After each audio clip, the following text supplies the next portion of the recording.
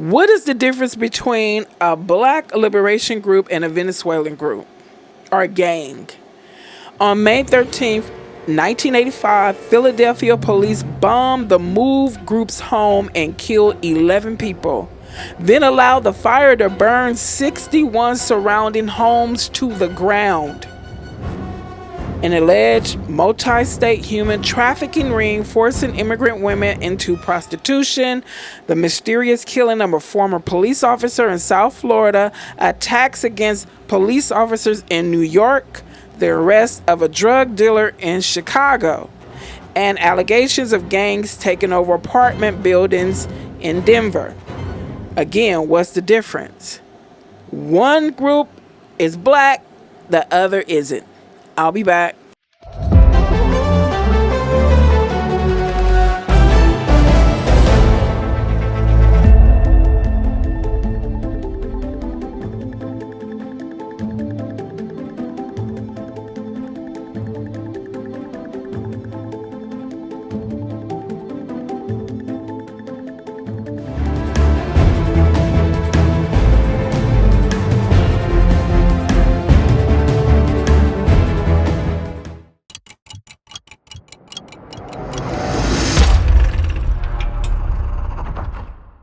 Thank you, those who have returned. New listeners, thank you for showing up. And please listen to the entire video as it helps a growing channel. Now let's get on to the meat and potatoes, as some folks say. If you don't eat meat, let's get on with the vegetations. Here we go. As I said, what is the difference between two groups? The Venezuelan gangs, Black Liberation Group. To me, the difference is they were black. One group was erected for the betterment of a whole people. The other has rained havoc onto not only their country, but they came across our borders and they're doing the same. They come here to do the same damn thing uninhibited. Some are saying they were sent here to do the same damn thing they did in their country. My question is, where's their bomb? Some might think, oh my God, did you really say that? Yeah, I did. Let's first talk about MOVE, the Black Liberation Group that the government felt the need to blow them to pieces. On May 13th, 1985, a police helicopter flew over a residential street in West Philadelphia. The chopper circled for a few minutes before settling above a row house at 6221 Osage Avenue. After a moment, two C4 explosives dropped from the helicopter and the row house below burst into flames. Inside the row house, 11 members of the Black Liberation Group MOVE died horribly in the flames. MOVE co-founder John Africa was among them, and his corpse was so mangled that he couldn't be identified for months. Firefighters were ordered to let the fire burn. As a result, 61 homes burned, leaving 250 people homeless. This deadly event, known as the MOVE bombing, remains one of the most violent yet often overlooked actions taken against civilians by American police. This is the story of a standoff turned deadly following years of escalating tensions between the Philadelphia police and a black activist group. And as I said, okay, I didn't say this, but I'm about to say it now. You got gang members, you got migrants coming here, entitled, fighting the police, arguing with the police, shooting at the police, and they're told not to touch them. See where I'm going? You got black groups that were formed to help the black community, to work with the black community, and their leaders were murdered. Let's continue. Furthermore, the members of the MOVE organization took Africa's surname. They believe that taking the name showed their reverence to their mother continent. In addition, they live communally in a house in Philadelphia's Powton Village and later the house on Osage Avenue. In their communal houses, the members practiced a green lifestyle, lived largely as hunter-gatherers, opposed science and medicine, and advocated for animal rights. So strong were their views that they would regularly stage demonstrations at institutions that they opposed, as well as political rallies. As they stashed and brandished weapons in public while also threatening city officials and broadcasting their messages over loudspeakers, the group began to draw concern from members of the community, including both frightened or annoyed neighbors who contacted the police. Now, I know some heard that and was like, okay, well, that's what migrants are. Migrants are being aggressive. Okay, well, to me, this is a different aggressiveness. This is like Martin Luther King said, when black people riot, that is because their voices are not being heard. So I believe that they, what it says, tough times call for drastic measures. These people are living in a country where their rights have been ignored. Or basically, I feel like when it comes to us, we don't have rights.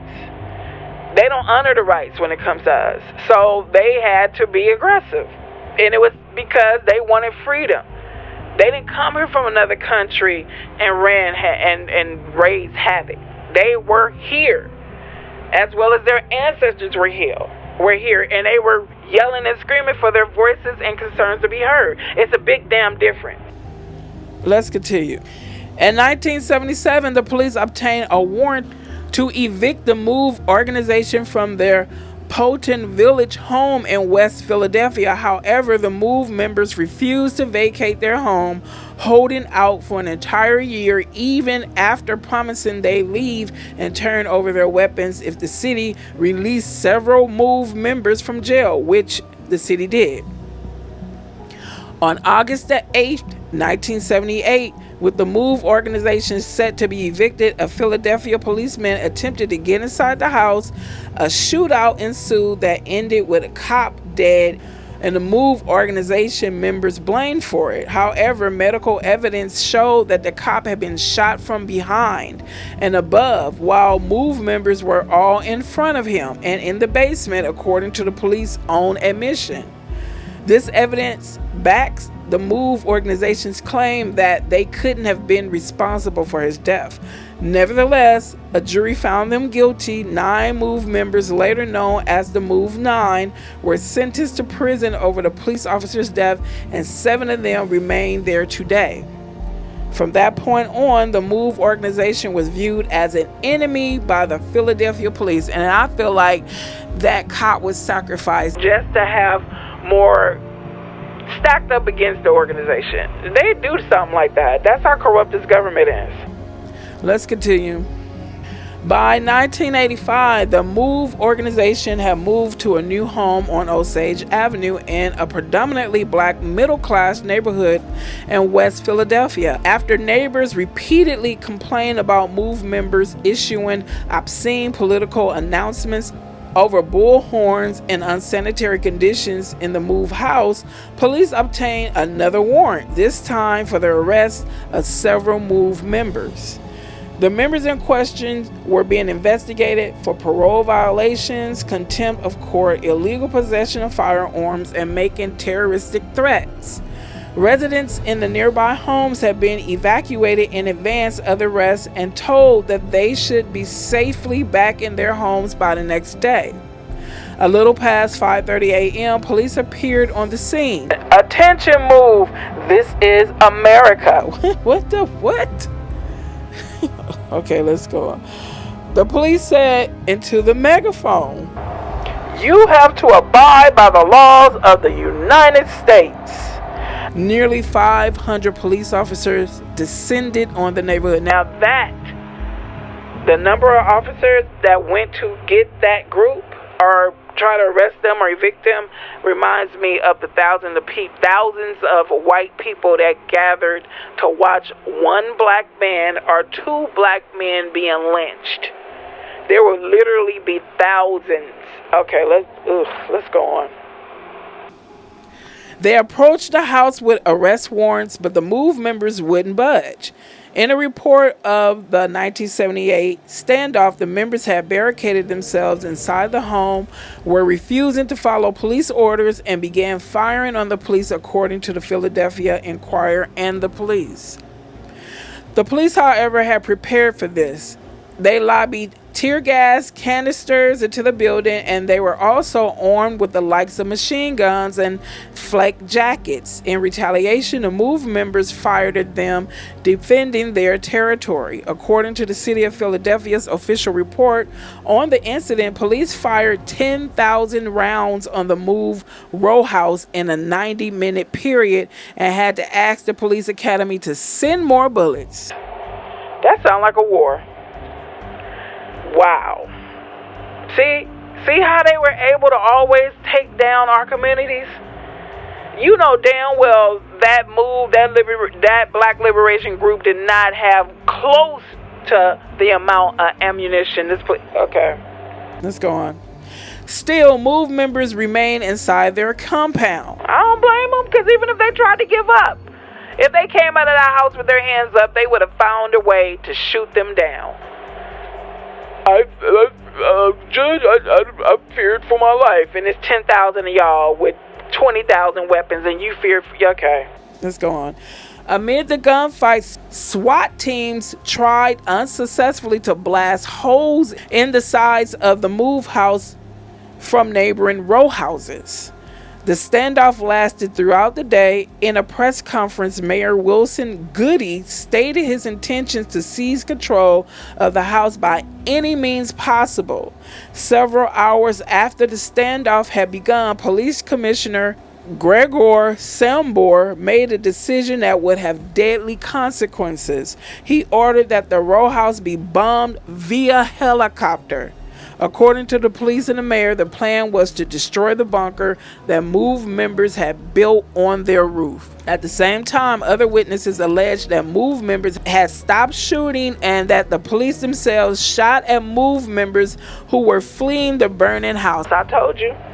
They wasn't looking for them. They didn't care if they willingly gave up. They were looking to get rid of those men and women and children.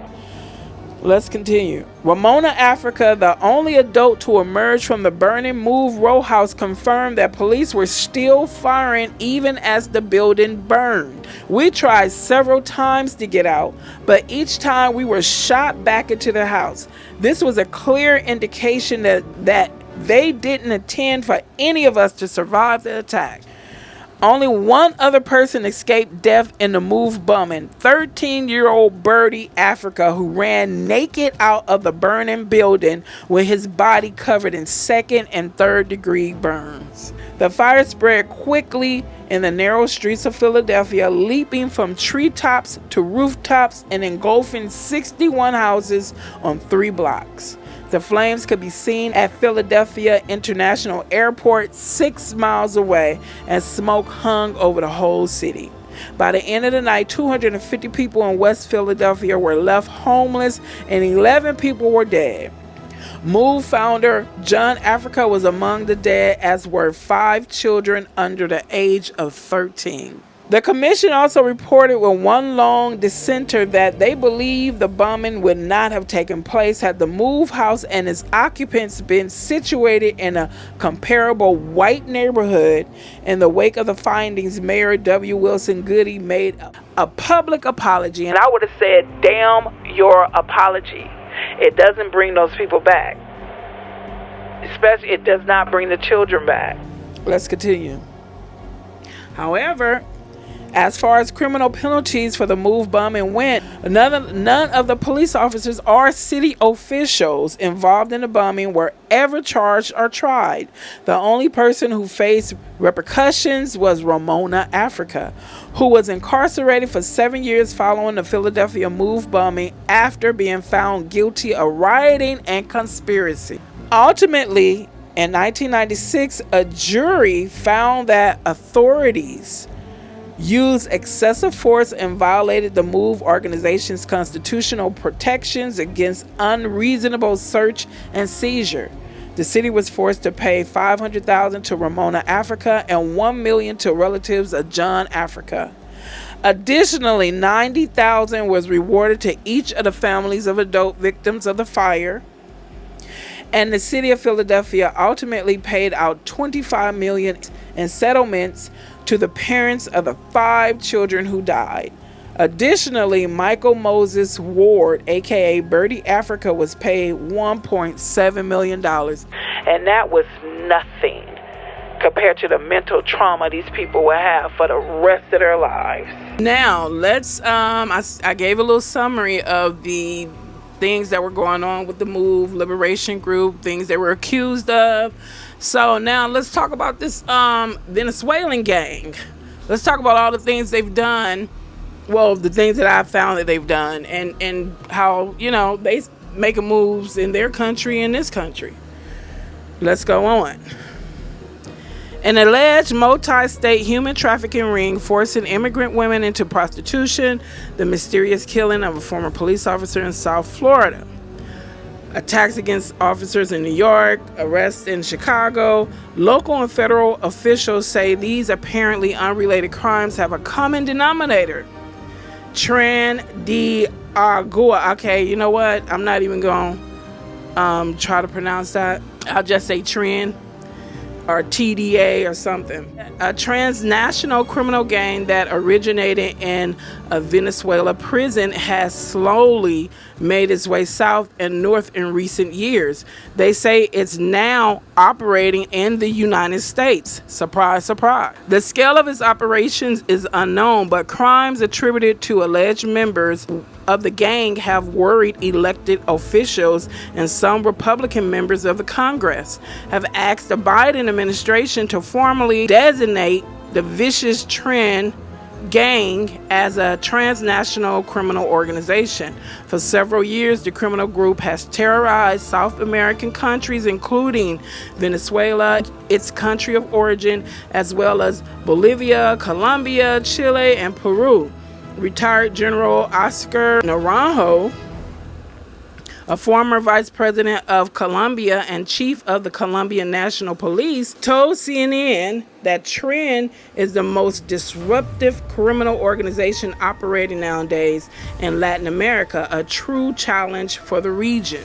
The group's leadership, according to the report, operated out of the notorious Togorian prison, which they control.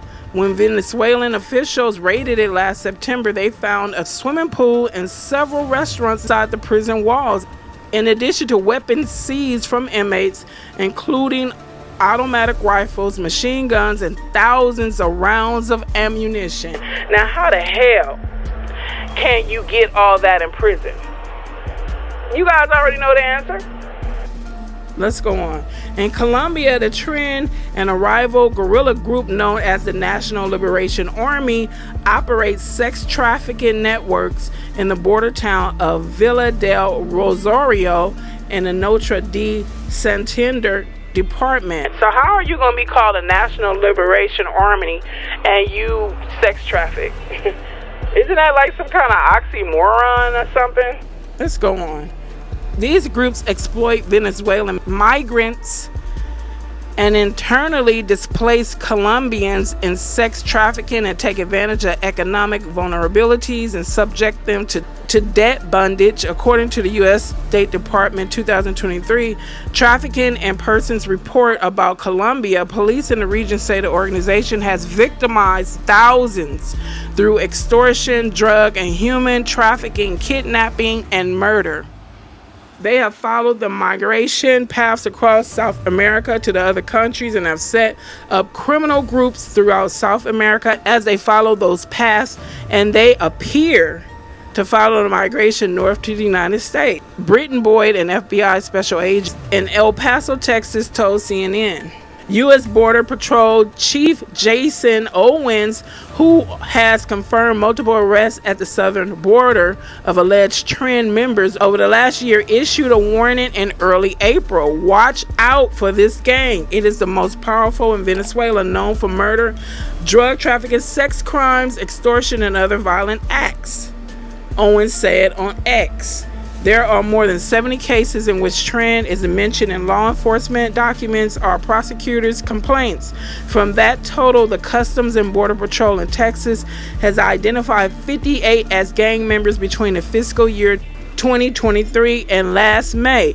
The rest appear in complaints made by victims or arrest reports that point to the possible involvement of suspects with this organized crime group.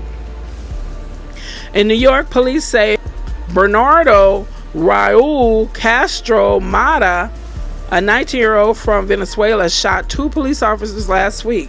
Castro entered the country illegally last July. A member of Immigration and Customs Enforcement told CNN the Venezuelan has tattoos associated with the trend, which court documents for a suspected gang member in Georgia described as 5-pointed crowns, 5-pointed stars, and teardrops.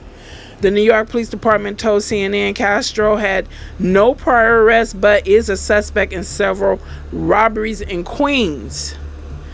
Castro remains in custody and has pleaded not guilty to charges. When contacted by CNN, his attorneys declined to comment.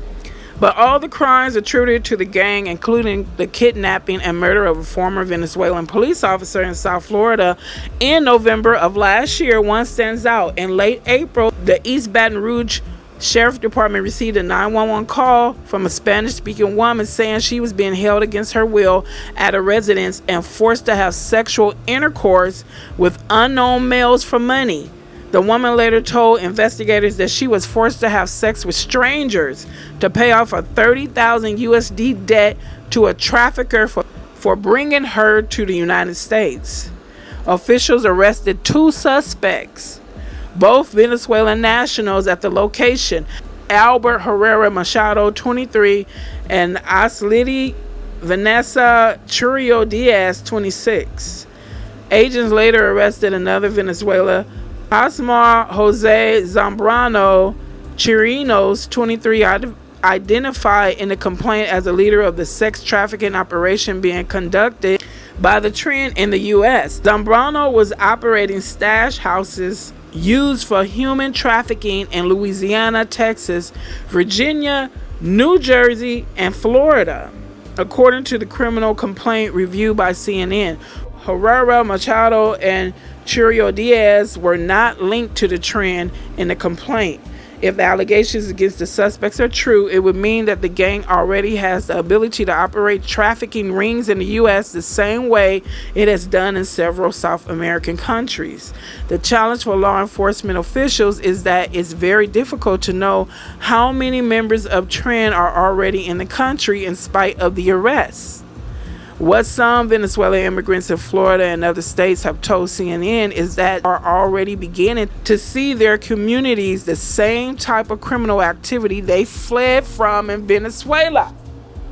Now, what I have concluded is what I hope you all concluded. If the U.S. did not want this BS to go on, it wouldn't. Just like they got rid of that Move Liberation organization for, whatever it was doing. But I'm sure it wasn't going around shooting up people, taking police hostage and killing them and sex trafficking. I know they wasn't doing all that. Because trust me, if they were, it would have been written in that article. But you bombed the whole neighborhood to get rid of that Move Liberation group, and then you telling me that these terrorist gangs have cells all around in their country and other countries in this country, and y'all ain't doing nothing about it? The U.S. has its hands in everything. Trust, they do. What you think they don't know about, they know about. They know where all the dead bodies are, including Hoffa. Matter of fact, they probably hired somebody or made somebody do it. Get rid of them. That's the government. This government is not mankind friendly. They will use whoever and whatever they can to make their point or to get what they want. And then sit back and act like, oh my God, they said they wanted to come over here, for amnesty. Amnesty my ass. Y'all probably told them to come over here. You probably paying Venezuela for sending them over here. That's how corrupt this country is. And watch, it's going to come out. probably after this election or before this election, we gonna find out the real root of why they saw. I know a lot of people are saying they brought them over here for the vote because they saw that black people aren't playing the fool anymore. So, well, we can't use the nigresses anymore. So let's go get some new nigresses. You know. Anyway, thank you for your time and attention and support. Check out the other videos. I'm sure you'll find something you like. And I will see you in the next video.